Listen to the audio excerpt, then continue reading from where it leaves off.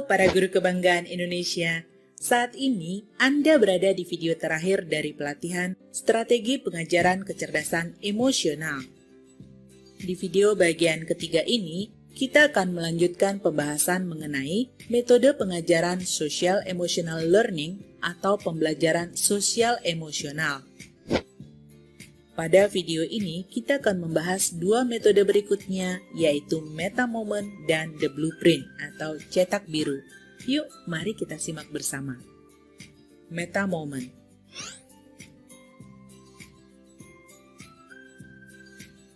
Meta Moment adalah hal dalam diri yang digunakan untuk membantu siswa dalam mengatur emosi dengan cara menyadarkan mereka bahwa mereka bisa memilih reaksi emosionalnya setelah mengalami suatu kejadian pemicu. Siswa diminta untuk merenungkan bagaimana versi terbaik dari diri mereka akan bereaksi pada suatu kejadian. Ketika suatu kejadian buruk terjadi, mereka dilatih untuk berhenti sejenak, kemudian memikirkan bagaimana versi terbaik diri mereka akan bereaksi pada kejadian tersebut. Kemudian, memikirkan strategi terbaik untuk menghadapi kejadian yang buruk. Untuk lebih jelasnya, mari kita simak contoh berikut. Paulus, seorang siswa dari Papua, dia diejek oleh temannya karena rambutnya keriting dan kulitnya hitam. Paulus terbiasa langsung marah kalau diejek temannya, terkadang malah langsung memukul.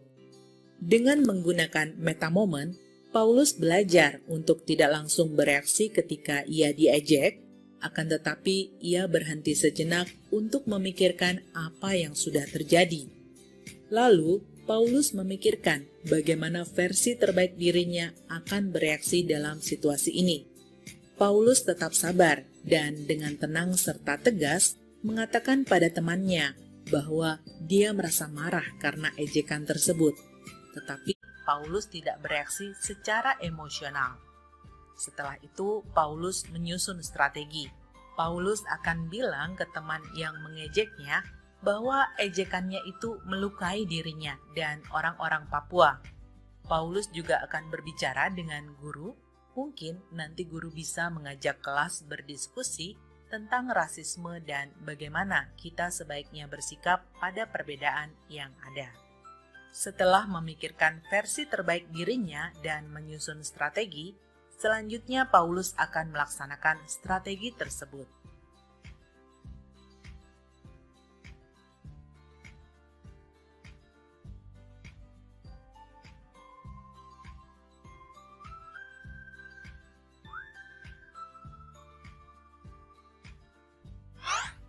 Meta Moment mengajarkan siswa untuk bersikap proaktif, bukan reaktif.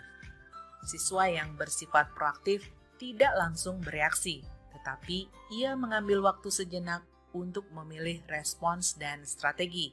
Dengan begitu, siswa yang proaktif dapat mengendalikan emosinya.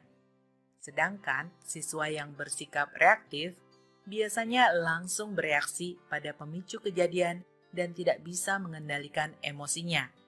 Nah, itulah penjelasan dan contoh metode Meta Moment. Metode selanjutnya adalah The Blueprint atau cetak biru.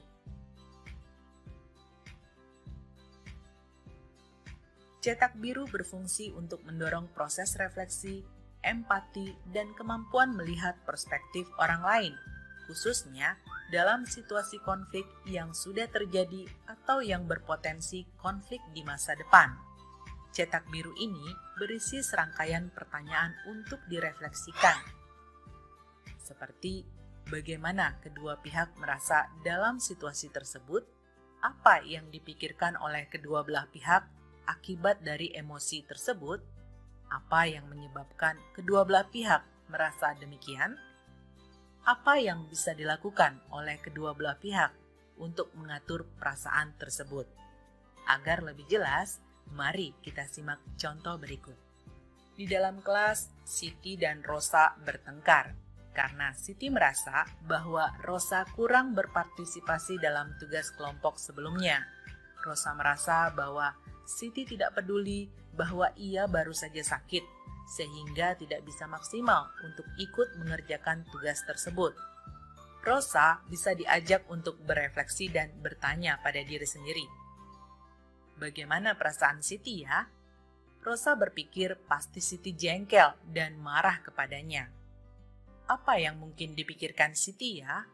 Mungkin Siti berpikir, Rosa ini seenaknya sendiri dan tidak mau bekerja, sehingga aku yang harus bekerja keras. Apa yang menyebabkan Siti merasa demikian ya?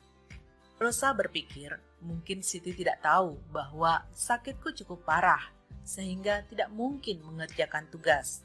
Atau mungkin ia belum mendapat informasi, dan Rosa bertanya lagi pada dirinya, apa yang bisa aku lakukan ya? Sepertinya aku harus berbicara dan menjelaskan penyakitku ke Siti dan menawarkan bantuan.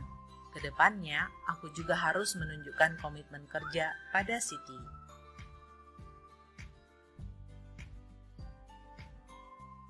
Nah, itulah 4 metode pembelajaran sosial emosional yang dapat Anda terapkan di kelas. Akan tetapi, untuk menjadikan kelas yang cerdas secara emosional, dibutuhkan lebih dari sekadar menerapkan keempat metode tersebut. Anda perlu menunjukkan komitmen berkelanjutan untuk mengembangkan kematangan emosi siswa dan guru. Berikut ini merupakan beberapa hal yang bisa dilakukan oleh para guru.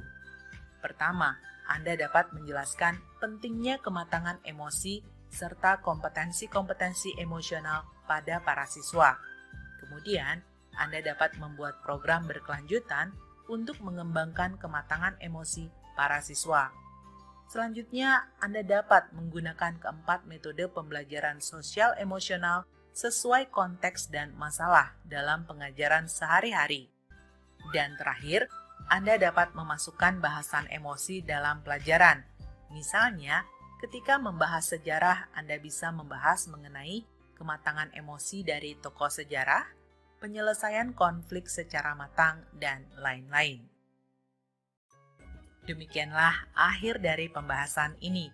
Dengan menerapkan 4 metode pembelajaran sosial emosional, diharapkan para siswa dan guru akan merasa aman, nyaman, dihargai, dan juga terinspirasi saat kegiatan belajar mengajar berlangsung.